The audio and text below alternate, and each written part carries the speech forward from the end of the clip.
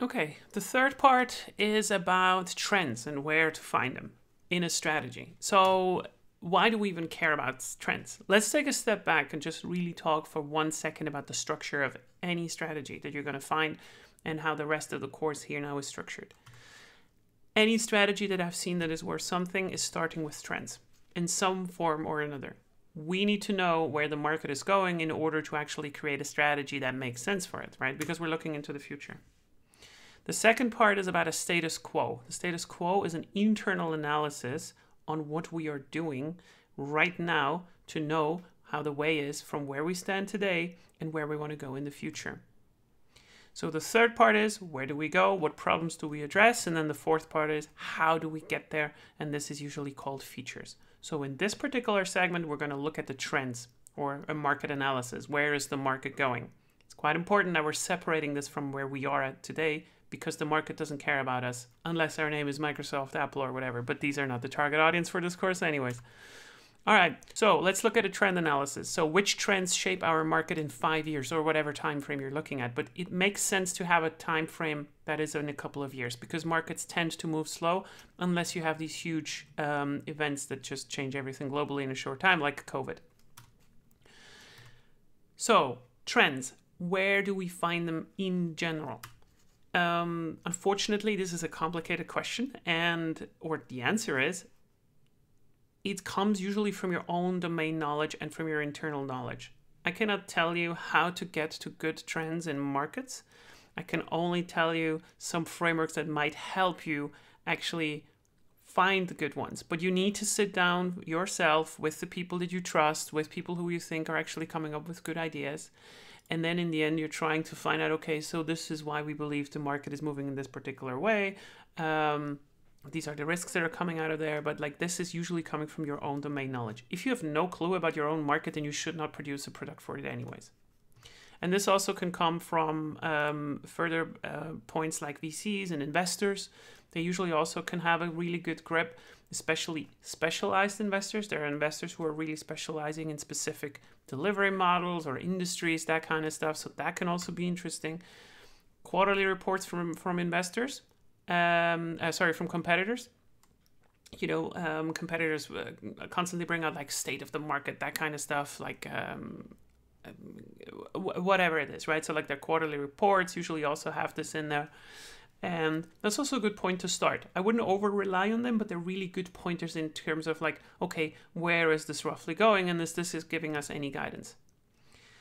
Also try to keep track of industry publications. So outside of IPO'd companies that have to publish their quarterly reports, there's constantly stuff like from Mixpanel, OpenView, wherever your stuff is actually situated. There's always some company that makes industry publications, and also influencers.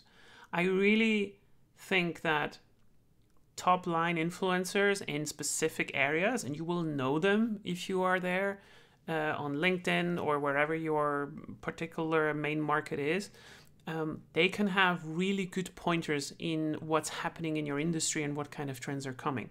You still need to evaluate which ones are valuable and which ones are not, but these are really good starting points also to get initial points. And then you also have your own customers, right? So like your qualitative research. If you have an existing customer base or people that you can reach about where you want to sell, this is extremely valuable, right? So like try to talk to your customers. Don't ask your customers what the trends are, right? Like that's not what I mean, but ask your customers what problems they're struggling with, what are new problems that are coming up, and try to avoid hypothetical scenarios. This is really about understanding from customer research what is going to happen in the market in the next years. So why do we even care about all this? Well, if you focus too much on the current state of the market, you will not have a competitive edge because it takes years to perfect a product, and you should always design for the time it comes out and not today. If I'm starting to develop something now for the COVID market, might very well be that when my product is actually finally done, that the market has changed again. You know, like, I don't know, COVID got less bad, or it just changed again how the market reacts to it and so forth.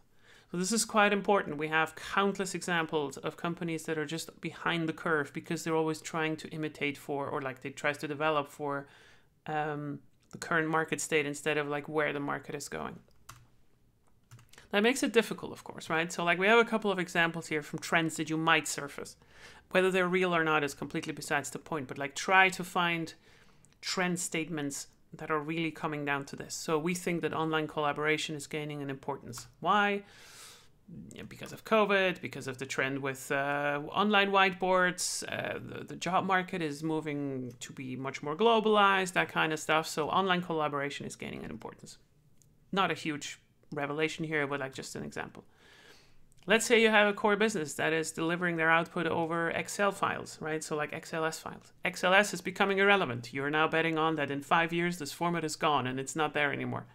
As I said, it doesn't need to make sense, but this is a very typical one where you believe that the technology is starting to vanish, right? Because we see new formats coming up. I don't know. Maybe Excel is a bad example because Excel has been around for decades. But like if this would be something that you're believing in, then this has a big influence on your strategy in the future. Or if you believe that your market is getting commoditized, you might be offering solutions where there's more and more and more competitors. And if you're getting commoditized, this can be quite dangerous. So once you have your trends and you need to sit down and you actually, come up with things that you actually believe in, then there will be opportunities and risks coming out of this. So, for instance, if we believe that the markets are getting commoditized, then we need to escape this commoditization with big bets. So we need to be innovative, so we're not just being chosen for the price, but for what we are doing. And if you believe that Excel is becoming irrelevant, we need fast replacement for our core technology. So a big important takeaway here is that a strategy is not only for innovation in that sense, it's also for risk management, right? That we want to be sure that we're not behind the curve in this regard and that we can prioritize our business resources accordingly. That's it for this section. In the next one, we're going to look at an internal analysis. So this is an analysis, where do we stand today?